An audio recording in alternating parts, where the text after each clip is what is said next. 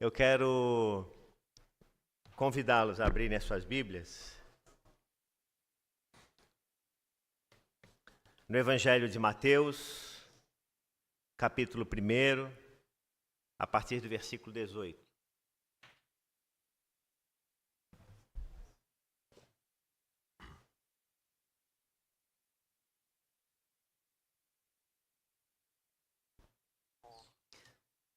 Mateus, capítulo 1, versículo 18. O nascimento de Jesus Cristo. O nascimento de Jesus Cristo foi assim. Maria, a sua mãe, estava comprometida para casar com José. Mas antes de se unirem, ela se achou grávida pelo Espírito Santo. José, com quem Maria estava para casar, sendo um homem justo e não querendo envergonhá-la em público, resolveu deixá-la sem que ninguém soubesse. Enquanto ele refletia sobre isso, eis que lhe apareceu em sonho um anjo do Senhor dizendo: José, filho de Davi, não tenha medo de receber Maria como esposa, porque o que nela foi gerado é do Espírito Santo. Ela dará à luz um filho e você porá nele o nome de Jesus, porque ele salvará o seu povo dos pecados deles. Ora, tudo isso aconteceu para se cumprir o que foi dito pelo Senhor por meio do profeta. Eis que a virgem conceberá e dará à luz um filho, e será chamado pelo nome de Emanuel. Emanuel significa Deus conosco.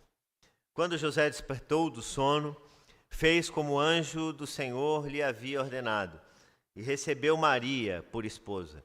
Porém não teve relações com ela, enquanto ela não deu à luz um filho, a quem pôs o nome de Jesus. Vamos orar mais uma vez. Senhor, a tua palavra foi lida e com humildade e reverência nos colocamos diante dela, suplicando mais uma vez a iluminação do teu Espírito. Ajuda-nos nesse propósito. Assim oramos gratos e humildes em nome de Cristo. Amém. Qual que tem sido a nossa medida de valor para a vida? Na atualidade, será que o barulho das muitas palavras ou a força transformadora do silêncio que age?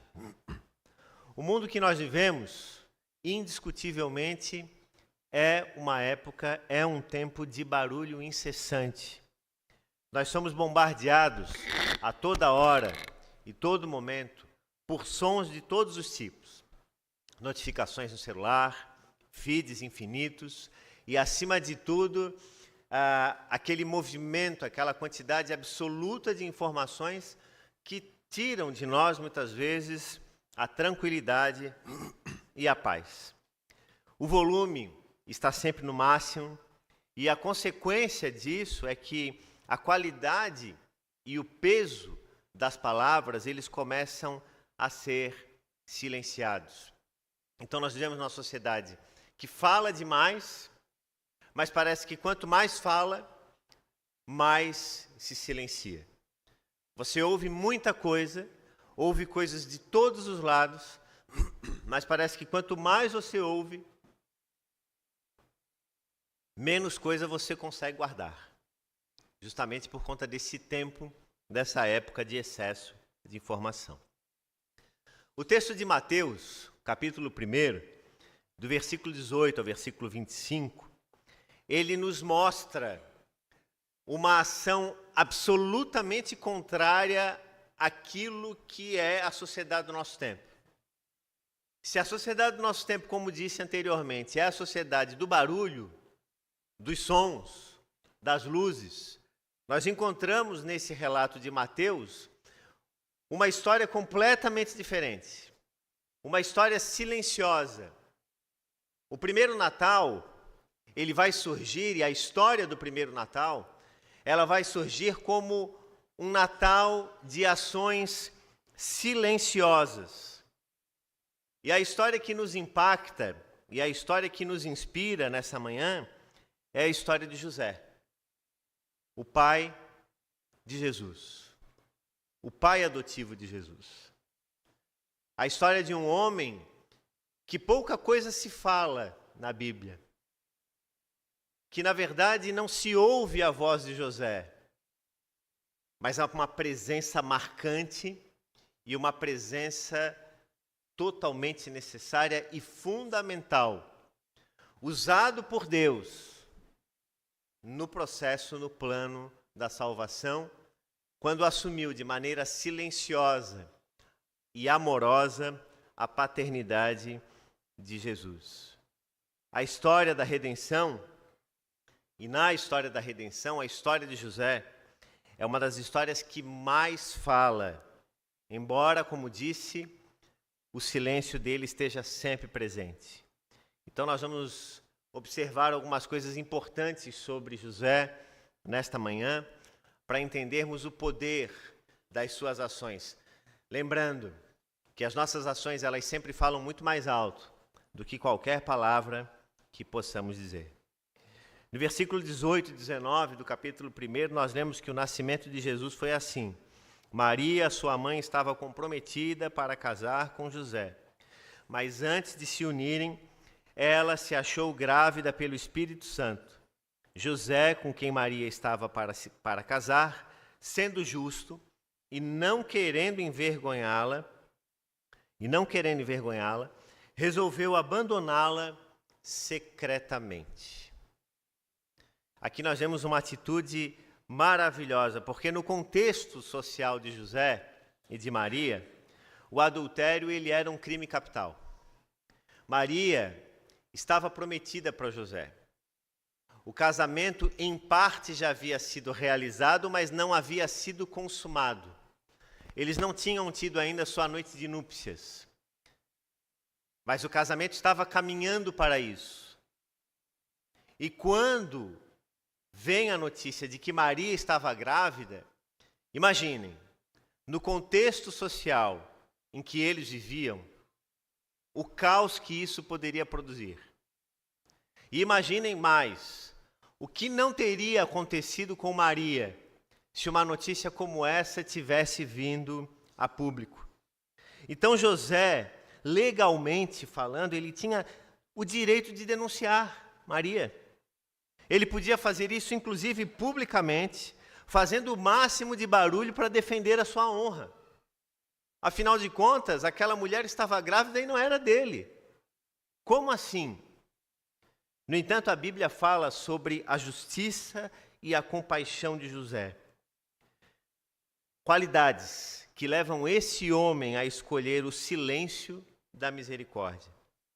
Ele silenciou a sua acusação. Deus se revelou a ele e o coração daquele homem foi sossegado, foi calado. Ele não fez alarde público. Ele simplesmente agiu como um homem honrado, como um verdadeiro chefe de família, um exemplo de pai, um marido honrado e respeitador. E é o que falta no nosso tempo. Homens de valor, homens que se levantem, que honrem as suas famílias, que honrem as suas esposas, que honrem os seus filhos. Nós vivemos numa época em que os jovens estão escolhendo cada vez menos ter relacionamentos permanentes, duradouros. Muitos já nem sequer falam em ter filhos. Muitos nem querem ter casamento, porque casamento implica em compromissos grandiosos demais e o mundo é muito maravilhoso para eu perder tempo com isso. Eu tenho que aproveitar o máximo da existência como se esse fosse o último dia da vida. José, ao contrário, ele silencia o seu ego, ele prefere sofrer em particular do que causar a destruição daquela mulher a quem ele amava. E no versículo 20 e 21 nós lemos que enquanto ele pensava nisso, porque imaginem só, a crise que se chegou no coração daquele homem. E ele estava refletindo sobre isso. E eis que então ele pega no sono. E um anjo aparece para ele dizendo: José, filho de Davi, não tenha medo de receber Maria como esposa, porque o que nela foi gerado é do Espírito Santo. Maria não teve relações com ninguém. Maria não trocou você por ninguém. O que aconteceu com ela foi algo extraordinário, foi algo divino. Versículo 21. Ela, Maria, vai dar à luz a um filho e você porá nele o nome de Jesus, porque ele salvará o seu povo dos pecados dele. Ele não assume o papel absoluto daquele marido intransigente, mas ele é aquele que está ali, com a sua obediência silenciosa. E José nos ensina que em momentos de crise, o momento reflexivo é o que permite ouvir a voz serena de Deus. Experimente observar você tomar uma decisão ou uma ação no calor do momento. Vai dar errado. Todas as vezes que nós estamos agitados, excessivamente preocupados, inflamados no nosso coração, em que nós dissemos o seguinte: agora eu vou lá resolver isso. Acabou, você perdeu a razão. Quantas vezes eu fiz isso? Nessas horas a gente tem que parar, a gente tem que sentar, a gente tem que refletir, contar 4, 5, 10 vezes. Por que tantas tragédias têm acontecido no nosso tempo? Volta e meia nós vemos nos noticiários informações sobre acidentes de trânsito, sobre tragédias no trânsito. Pessoas que perdem o controle. Pessoas que saem agredindo umas às outras. A sociedade está inflamada, irmãos. E essa inflamação, ela é doentia. E ela só tende a aumentar se as pessoas não pararem. E a história de José nos ensina a pausar o nosso coração, a desacelerar o nosso coração. José não age impulsivamente. Ele não sai publicando nas redes sociais do seu tempo um desabafo. Ou como muitas vezes as pessoas dizem, lá vem textão. Coisa mais triste isso. Aí as pessoas colocam toda a história, às vezes expondo questões familiares, de relacionamento. Gente, calma, moderação, silêncio. As pessoas, elas estão perdendo o bom senso, estão perdendo a capacidade de equilibrar os seus sentimentos, as suas emoções. E acreditem, repito aqui, porque quando nós nos colocamos em silêncio e ponderamos no silêncio, é nesse lugar que Deus age. Foi assim que Jesus mandou que os seus discípulos orassem, por exemplo. Jesus contrapôs a ideia da época dele, dos gentios que oravam repetindo muitas vezes, dos hipócritas que iam para as esquinas para serem vistos pelos homens. Jesus vai dizer que a verdadeira relação íntima com o Eterno, ela acontece quando esse homem ou essa mulher, eles se recolhem ao escondido, ao silêncio do quarto. A solitude, não a solidão, mas há uma solidão imposta, porque solitude é diferente de solidão. E é nesse lugar do silêncio que Deus fala ao nosso coração. É nesse lugar da quietude da alma que Deus pode falar à minha vida e à sua vida. A segunda coisa que nós encontramos nessa história de José é que o nascimento de Jesus ele foi cercado por grandes sons divinos. Podemos ouvir o decreto dos anjos cantando para os pastores, a pregação dos pastores. Imagina os pastores estarem no campo e os anjos que apareceram para eles anunciando o nascimento de Jesus, a estrela que guiou os sábios do Oriente para que fossem em busca do Rei dos Reis. Imagina que na humildade do lugar, da manjedoura, lá, aquele silêncio, aquela humildade, ela foi muito mais expressiva do que de fato qualquer maior palavra que pudesse existir. Ele nos mostra a vida de José, que a verdadeira adoração e serviços genuínos não precisam de microfones. E hoje em dia, o que nós mais vemos são pessoas querendo se tornar protagonistas.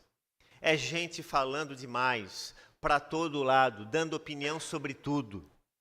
É gente pegando microfone para tudo, querendo demonstrar as suas verdades como sendo absolutas. Por isso que os problemas da nossa sociedade, os maiores que têm surgido, aparecem a partir do quê? Aparecem a partir de uma escassez de alimento, de uma crise climática, de um problema na Terra? Não, das relações humanas, dos encontros humanos, das discussões vazias em redes sociais, gente se agredindo, gente falando de si mesma, gente criticando os outros. Que tempos, que costumes, que época estranha essa que a gente vive, em que as pessoas têm a necessidade de falar a qualquer preço aquilo que pensam, aquilo que dizem, aquilo que acham. É tempo de silenciar o nosso coração. É tempo de acalmar os nossos ânimos. Eu estou fazendo aqui um levante contra as redes sociais, absolutamente eu as tenho. Mas sermos mais seletivos, mais cuidadosos, mais inteligentes no uso delas. E o que tem acontecido no nosso tempo é o inverso disso, é o contrário disso. O silêncio de José, ele não é um silêncio passivo. E o problema da sociedade do nosso tempo é que as pessoas acham que se não falarem, elas são menores. Que se elas não falarem, elas vão ser diminuídas. Eu tenho que dizer. Olhe para o seu coração. Olhe para a sua vida. Por que toda hora você tem que dizer alguma coisa? Por que toda hora você tem que criticar alguma coisa? Julgar alguém? Falar que alguma coisa está errado? Busque o silêncio do seu coração. Busque pensar se aquilo que você está para dizer é de fato útil, é necessário, é edificante. Se é preciso dizer alguma coisa, por que é que sempre tem que dizer algo? Você já parou para pensar que de repente você pode estar sendo conhecido assim? Que nós somos conhecidos pelas nossas ações e que de repente a gente fala tanto, achando que somos muito bons nas nossas colocações, que os outros quando nos veem já dizem assim, ó, lá vem aquele que fala um monte. E aí, ao contrário daquilo que nós esperávamos, nós passamos agora, então, a ocupar um outro espaço, que pode ser, muitas vezes, o de sermos deixados de lado. José garantiu a segurança de Maria, se encarregou da viagem até Belém, cuidou da gestação de Maria. Essa viagem até Belém era uma viagem perigosa, e ele conseguiu o abrigo e o melhor que podia. Foi um companheiro ativo, em nenhum momento deixa Maria sozinha. O seu papel não era apenas o de um observador, mas de alguém que estava guardando a sua família. A presença calma e constante de José falava mais alto do que qualquer outra coisa. E liderança paterna. Diante dos pastores e das testemunhas, José não busca o protagonismo. Procurem, leiam o Evangelho abundantemente e vejam quantas coisas você vê sobre José. Ele sempre está nos bastidores. Mas Maria não teria chegado até Belém se não fosse ele. Mas Maria não teria concluído a gravidez se não fosse ele. Jesus não teria aprendido um ofício. Jesus não teria chegado aos 30 anos como chegou, se não tivesse um pai amoroso e guardador junto dele. Pais, é isso que nós precisamos ser. Com as nossas esposas, com os nossos filhos, com as nossas famílias. Uma virtude para ser buscada pelas mulheres, pelas mães, pelos filhos. Essa semana, enquanto refletia sobre esse sermão, me lembrei muito do avô da Renata, o seu Osias, pai da minha sogra. Um homem do silêncio, tinha opinião. E quantas vezes, às vezes a gente ali em encontros familiares, todo mundo falando, e um dizia uma coisa, e o seu Osias paradinho, quieto, não dizia nada. Aí de repente saía um, saía outro, e a gente ficava na mesa ali tomando um cafezinho com eles. Aí então naquele momento ali, com poucas pessoas, o vozinho abria o verbo. Dava a sua opinião, ou às vezes não dizia nada. Puxava a conversa para outro rumo. Inclusive, uma saudosa lembrança, se estivesse conosco essa semana, teria completado 96 anos de vida. Mas é isso. São exemplos assim de silêncio que nós precisamos na nossa sociedade. E o silêncio de José nessa proteção, ela busca uma ação imediata. Até porque a vida de José é uma vida marcada por urgência e ação. Depois, a fuga para o Egito, quando Herodes, a voz do poder maligno, busca destruir os primogênitos. E a resposta de José qual é? Ação imediata. Temos que sair daqui. Então vejam que ele é o homem da ação e do silêncio. Ele é daquele que faz e que não fica nos alardes. Mateus 2, 13 a 15. Levantando-se José, tomou de noite o menino e a sua mãe e partiu para o Egito, onde ficou até a morte de Herodes. Ação. Ele não ficou procrastinando, não ficou perdendo tempo. Ele não ficou perguntando para Maria sobre a validade do seu sonho, ele não reclamou sobre a inconveniência da viagem. Ele se levantou e foi. Depois, retornam para Nazaré. E José novamente obedece a essa direção, garantindo segurança da família como um todo lá em Nazaré. O silêncio de José, irmãos e irmãs, ele é desafiador. Porque quanto tempo nós perdemos falando sobre o que nós deveríamos fazer, em vez de simplesmente fazer. Quanto tempo você perde dizendo o que você e os outros deveriam fazer e você não faz? Seja um discípulo de Jesus de poucas palavras e de mais ação. Eu tenho aprendido isso na minha vida. A falar menos. Especialmente agora quando eu tenho em casa um gravador de 9 anos. Que eu falo, daqui a pouco a Ana Luísa está repetindo as mesmas coisas que eu estou falando. Agora tem um outro gravador aqui em estágio de formação. Então, assim, a gente precisa ter esse cuidado. E para finalizar, a história rica como é, ela nos traz a memória de um homem chamado Lúcio Quíncio Cincinnato.